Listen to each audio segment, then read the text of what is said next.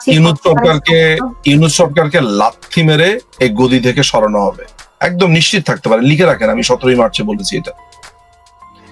এই দখলদার বাহিনীকে লাথি দিয়ে এই তার হাবাদুল্লাহ থেকে শুরু করে টোকাইদেরকে একদম একদম উৎখাত, মানে কি আপনি কল্পনাও করতে পারবেন না তাদেরকে কিভাবে সরানো হবে।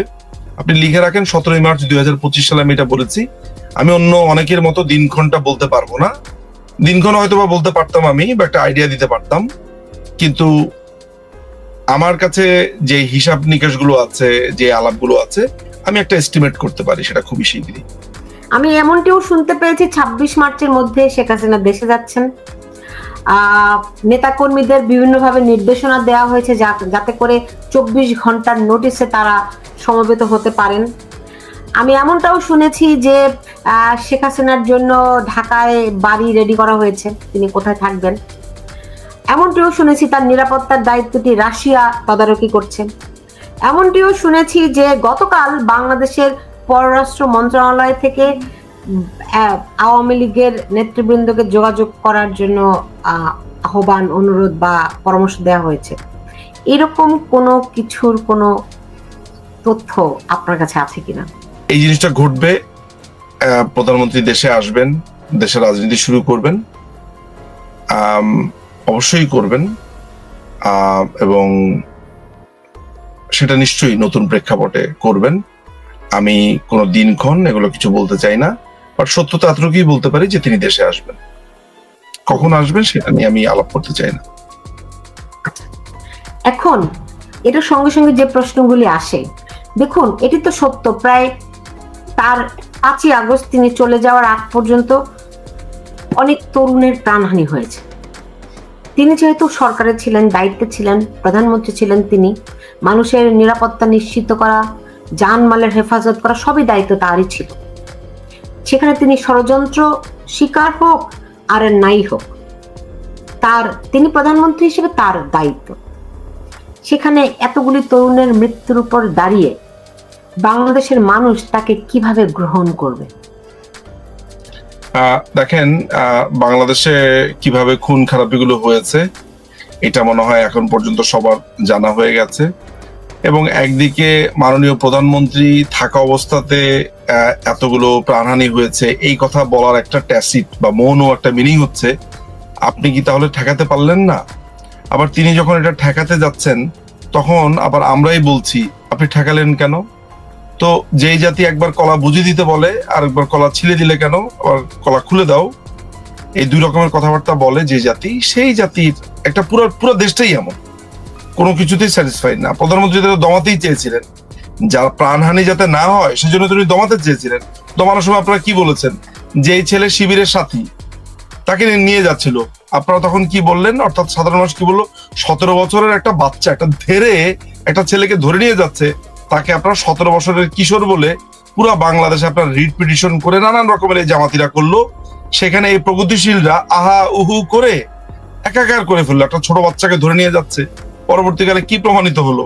সেই ছেলে মোটামুটি প্রগতিশীলদের এমন অপমান করেছে যে দেখা গেল যে ওই যে শিবিরের যে সাথী সম্মেলনে সে দাঁত কেলিয়ে হাসছে।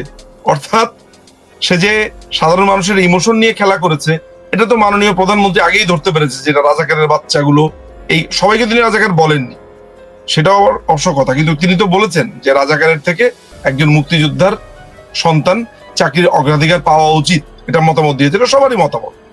ফলে যেই কথাটা হয়েছে সেটা হচ্ছে যে উনি যখন এগুলা দমাতে গিয়েছেন তখন আপনারাই বা বাংলাদেশের অনেক মানুষ বলেছে যে ছোট বাচ্চাকে ধরে কেন, ও কি শিবির করতে পারে কিনা। এমনকি ওই ছেলেও অভিনয় করে বলেছে যে আমাকে শিবির, আমি নাকি নামাজ পড়লে আমার নাকি বলে শিবির, অথচ শেষ পর্যন্ত প্রমাণিত হয়েছে যে শিবির। তো এইভাবে নানান ধরনের প্রতারণা যখন করা হয়, এবং এই প্রতারণা সরকার ঠেকাতে পারে, কিন্তু সাধারণ মানুষ যখন এই প্রতারণার ফাঁদে পড়ে সরকার কি আবার দোষী সাব্যস্ত করে, তখন সরকারের তো কিছু করার থাকে না। সেটা বাংলাদেশের ক্ষেত্রে হয়েছে। সরকার তো প্রথম থেকেই এই আন্দোলনটাকে একটা শান্তিপূর্ণভাবে দেখেছে, এটা আপনি জানেন যে প্রথম 14 দিন কোনো কথাও বলেনি। বাংলাদেশ আওয়ামী লীগ, ছাত্রলীগ তো ওদের সাথে শেষ পর্যন্তও ছিল, তারা বলেছে যে একটা যৌক্তিক সংস্কারের পক্ষে তারা, এমনকি এখনো বলছে। এই যে আমি কলকাতা থেকে ঘুরে এলাম, সাদ্দামের সাথে কথা হলো, ইরানের সাথে কথা হলো, তারা তো বলেছে যে এটা একটা শান্তিপূর্ণ, এটার একটা মানে কোটার সংস্কারের দাবিতে ছাত্রলীগই ছিল রাস্তার মধ্যে। এটা এই কথাটা সামনে আসছে না। ওরা আমাকে যে ইন্টারভিউ দিয়েছে সেই ইন্টারভিউ আমি ছাড়লে আপনারা দেখবেন যে ছাত্রলীগ তো বরাবরই যৌক্তিক একটা সংস্কারের পক্ষ ছিল, তাহলে সমস্যা কোথায়? আইন আদালতে জিনিসটা গেছে, এখন ওরা চাইছে আইন আদালতে সরকার হস্তক্ষেপ করবে, আবার একই দিকে বলছে যে আইনের শাসন চাই। মানে নিজের ক্ষেত্রে যখন রায়টা যায় নাই তখন মানে ম্যানুপুলেট করতে বলছে যে আপনারা এটা বলেন, আপনারা কি পারেন না, আপনারা বললেই তো হয়ে যায়। আবার যখন বলে তখন বলে আপনি আইনের শাসন ভেঙেছেন। সো এই জাতিকে নিয়ে আপনি যাবেন কোথায়? এই হচ্ছে ঘটনা। এই জাতিকে নিয়ে আপনি কোথাও যেতে পারবেন না। এটা একটা ফেইল্ড স্টেটস। আমি এক কথায় বলে দিচ্ছি যে এটা একটা ব্যর্থ রাষ্ট্র এবং এখানে গৃহযুদ্ধ শুরু হয়ে গেছে। এখন আপনি দেখেন, আপনি তো জানেন যে জাতিসংঘের মহাসচিব তিনি বাংলাদেশ সফর করছেন, এবং এরই মধ্যে আমরা বিভিন্ন জায়গায় রিপোর্ট দেখছি যে যেখানে বলা হচ্ছে যে আরাকানিদের জন্য বাংলাদেশকে একটা করিডোর দেওয়ার জন্য জাতিসংঘের মহাসচিব বলেছেন। আমি জানি না এটা কতখানি সত্য, আমি তার মুখ থেকে এরকম আমি শুনিনি, কিন্তু বিভিন্ন সাংবাদিকের রিপোর্টে এরকমটি কথা এসেছে। আপনার কোনো ধারণা আছে এই বিষয়ে? জাতিসংঘের মহাসচিবের এই সফরটা হচ্ছে একটা ফেক সফর। আপনি যেটা দেখছেন এটা হচ্ছে পিআর এর একটা অংশ হিসেবে সে এসছে। ইউনূস তাকে আনার জন্য প্রচুর অর্থ ব্যয় করেছে। তার দেখানোর উদ্দেশ্য ছিল যে বাংলাদেশে সংখ্যালঘুদের উপর আক্রমণ হচ্ছে না। তার দেখানোর উদ্দেশ্য ছিল যে এই রোহিঙ্গাদের খুবই টেক কেয়ার করা হচ্ছে, রোহিঙ্গাদেরকে রাখা হচ্ছে নানান ধরনের, এবং এই সরকারকে যথারীতিভাবে একটা বৈধতা দেওয়ার একটা প্রশ্ন যে জাতিসংঘের সভাপতি এখান থেকে ঘুরে গেছে, সরকার নিয়ে কিছু বলছে না, ফলে he is okay with that. So এইটা একটা পিআর এর অংশ হিসেবে এই জাতিসংঘের এই মরা লোকটা এসেছে, যার ঢাল নাই, তলোয়ার নাই, নিধিরাম সর্দার, যার কিছু করার ক্ষমতাও নাই। সো এন্ড অফ দ্য ডেতে আপনি জানেন যে সে আসার পর রোহিঙ্গাদের যে বরাদ্দ সেটা কমেছে, কারণ আমেরিকা তার মাথার উপর থেকে হাত সরিয়ে ফেলেছে। ভলকার তুর্ক আপনি জানেন যে কয়দিন আগে কি বলেছে, যে সেনাবাহিনীকে একটি সার্বভৌম রাষ্ট্রের উপরে হস্তক্ষেপ করেছে। সুতরাং এটাও বাংলাদেশের মানুষ ভালোভাবে নেয়নি। স্বাভাবিকভাবেই তারা বাংলাদেশের রাজনীতিতে হস্তক্ষেপ করেছে জাতিসংঘের মতো একটা জায়গাতে, এবং তারা যে ইউনুসের পিআর এর একটা অংশ, সেখানে এই অ্যান্তনিওর এই সফর, ভলকার তুর্কের বক্তব্য, ইউনুসের বক্তব্য সবকিছু মিলে অনুমেয়। ফলে আমার কাছে মনে হয় যে এই জাতিসংঘের মহাসচিবের এই কথিত ভ্রমণ যেটা, সেটা পিআর এর অংশ, অন্য কোনো দোদনা তৈরি করে না, এটা অন্য কোনো বাজও তৈরি করে না। আমার মনে হয় এত সহজ না আপনি যেটি দেখছেন, কারণ আমরা শুনছি যে এখানে একটি ওই যে একটা খ্রিস্টান রাষ্ট্র হবে, কিংবা ধরেন যে কথাটি খুব সুনির্দিষ্ট করে বলি, যেটা এখন শুনতে পাচ্ছি খুব জোরে সোরে, আগে হালকা আভাস পেতাম, এখন খুব পরিপূর্ণভাবে শুনতে পাচ্ছি সেটি হচ্ছে যে বাংলাদেশের 3 পার্বত্য জেলা এবং ওইদিকে ভারতের 4টি রাজ্য মিলে একটা ইহুদি খ্রিস্টান রাষ্ট্র করার পরিকল্পনা প্রায় চূড়ান্ত। মানে বাংলাদেশ 3 জেলা হারাবে, ওদিকে ভারত 4 রাজ্য হারাবে। এটার সঙ্গে এই সফরের একটা সম্পর্ক আছে বলে আমি শুনতে পাচ্ছি। আমার কাছে এই ধরনের কোনো তথ্য নেই, এবং আমি আপনাকে একটা কথা পরিষ্কার বলে রাখি, বাংলাদেশে ওই খ্রিস্টান রাষ্ট্র বা ইহুদি রাষ্ট্র এটা হতে পারবে না, এবং বাংলাদেশের যে সেন্ট মার্টিন সেটাও কোনোভাবে কেউ দখল করতে পারবে না বলে মনে হয় না। সাধারণ জনতা খুবই অ্যালার্ট আছে। আর আপনি যেটা কথা বলছেন এখন এটা অসম্ভব, রীতিমতো অসম্ভব। ভারতের মাটি ভারতকে ভেঙে ওইখানে আলাদা রাষ্ট্র করবে, এটা মানে আমার কাছে মনে হয় এটা একটা অলীক ঘটনা, এখনো পর্যন্ত আমার কাছে অসম্ভব ঘটনা। আমার এই ক্ষেত্রে আমার এই মতামতটা। আচ্ছা, এখন আমাকে একটু যদি বলতেন যে ধরেন প্রধান উপদেষ্টা যাচ্ছেন চায়না, হিসাবটা কি? আমরা জানি যে অগস্টে না, জুলাইয়ে শেখ হাসিনা যখন চায়না সফর গেলেন, তিনি চায়না সফর অসমাপ্ত রেখে তড়িঘড়ি করে ঢাকায় ফিরেছিলেন। কেন ফিরেছিলেন আমরা নানান রকম খবরাখবর শুনতে পাচ্ছি, সুনির্দিষ্ট তথ্য আমাদের কাছে নেই। এখন আবার যখন নানান রকমের গুঞ্জন শুনতে পাচ্ছি, তুলসী গাবার্ডের ভারত সফর এবং দক্ষিণাঞ্চলকে শান্ত রাখা নিয়ে কিংবা জঙ্গিবাদের উত্থান নিয়ে যখন ভারত উদ্বিগ্ন, তখন চায়না এখানে একটা বড় রোল প্লে করছে এবং প্রধান উপদেষ্টা যাচ্ছেন চায়নায়। এগুলির মধ্যে একটা সম্পর্ক এবং এই অঞ্চলে কে প্রভাব রাখবে? শুধু চায়না না, একেবারে চায়নার বিমান পাঠিয়ে তাকে নিয়ে যাওয়া হচ্ছে। চায়না তো অর্থ করি বোঝে, ব্যবসা বাণিজ্য বোঝে। আপনি হয়তোবা জেনে থাকবেন যে এই 5ই অগাস্টে একটা বড় ধরনের স্টেক হোল্ডার চায়না ছিল।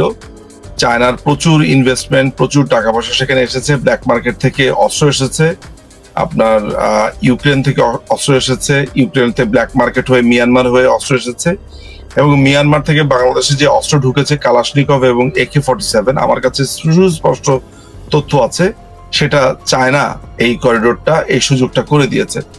ফলে চায়নার সাথে আওয়ামী লীগের কি হয়েছে শেষ মুহূর্তে সেটা যেমন একটা বড় আলোচনার দাবি রাখে, কি হয়েছে না হয়েছে, কিভাবে পররাষ্ট্র নীতিগুলো দেখার চেষ্টা করেছে চায়না।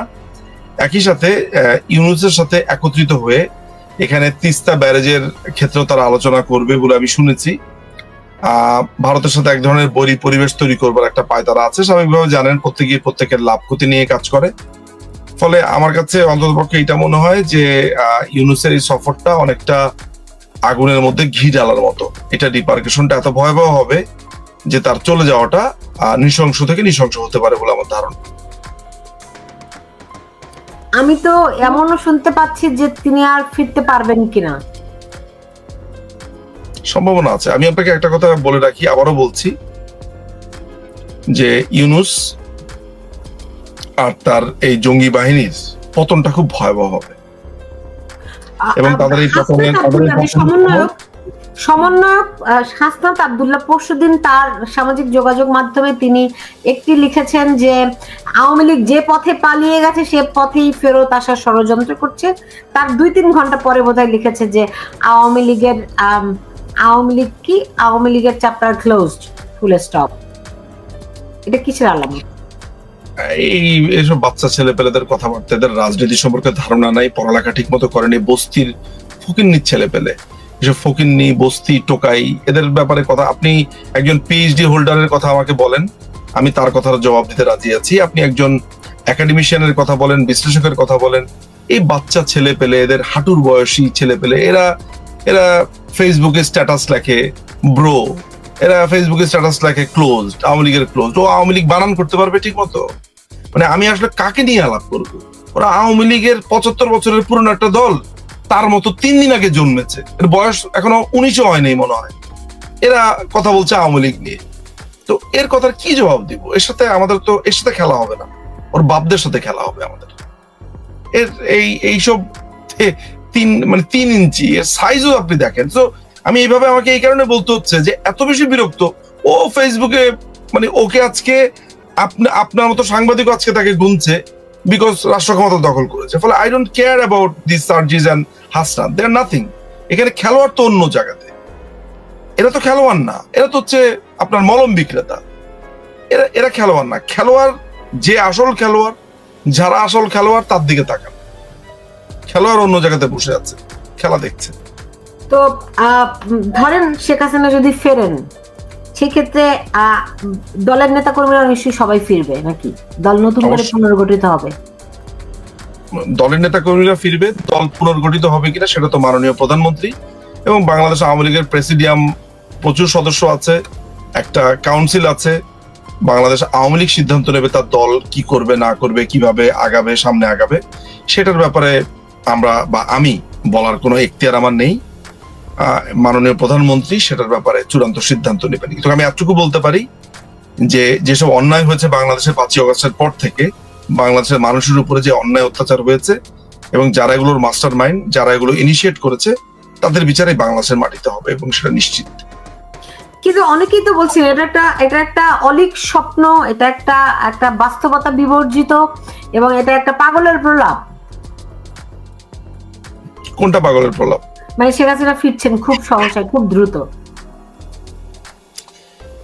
যারা এটা কমেন্ট করে নিশ্চয়ই তারা তাদের মতো করে চিন্তা ভাবনা করেন, তাদের রাজনীতি সম্পর্কে কতটুকু ধারণা আছে এটা আমি জানি না। তবে মাননীয় প্রধানমন্ত্রী ফিরবেন এবং বাংলাদেশ আওয়ামী লীগ আবার রাষ্ট্র ক্ষমতায় যাবে এবং একটা দীর্ঘদিন বাংলাদেশকে সার্ভ করবে।